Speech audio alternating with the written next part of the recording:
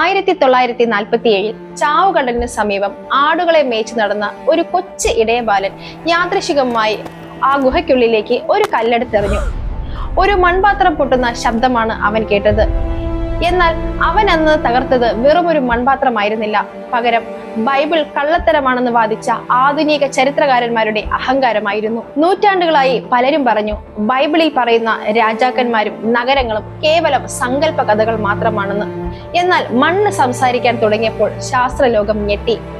Hugo വിൽക്കളറും doctor Abraham ബീരാനും മണ്ണിനടിയിൽ നിന്ന് പുറത്തെടുത്ത തെളിവുകൾ ശാസ്ത്രലോകങ്ങൾക്ക് പോലും തിരുത്തേണ്ടി വന്നു. അതുമാത്രമല്ല, ആയിരക്കണക്കിന് വർഷങ്ങൾക്ക് മുൻപ് ഭൂമി ശൂന്യതയിലാണ് കിടക്കുന്നതെന്നും അതിന്റെ ആകൃതി ഗോളമാണെന്നും ശാസ്ത്രം കണ്ടെത്തുന്നതിനു മുൻപേ ബൈബിളിൽ എങ്ങനെ കൃത്യമായി എഴുതി വെക്കപ്പെട്ടു. വെറുമൊരു സാധാരണ മനുഷ്യന് പ്രവചിക്കാൻ കഴിയാത്ത വിധം നൂറ്റാണ്ടുകൾക്ക് മുൻപ് എഴുതപ്പെട്ട 7 പ്രവചനങ്ങൾ ഇന്ന് നമ്മുടെ കൺമുൻപിൽ അക്ഷരം പ്രതി സംഭവിച്ചുകൊണ്ടിരിക്കുകയാണ്. ബൈബിളിനെ തകർക്കാൻ നോക്കിയ മതേതര ചരിത്രകാരന്മാർക്ക് പോലും ഒടുവിൽ സത്യം സമ്മതിക്കേണ്ടി വന്നതിന് പിന്നിലെ ആ 7 അനിഷേധ്യമായ തെളിവുകൾ എന്തൊക്കെയാണ്? ശാസ്ത്രത്തെയും ചരിത്രത്തെയും വെല്ലുവിളിക്കുന്ന ബൈബിളിലെ ആ 7 ശക്തമായ തെളിവുകളെ കുറിച്ചുള്ള പൂർണ്ണമായ വിവരണം ഇപ്പോൾ തന്നെ കാണൂ. ലിങ്ക് താഴെ കമന്റ് ബോക്സിലും ഡിസ്ക്രിപ്ഷനിലും നൽകിയിട്ടുണ്ട്.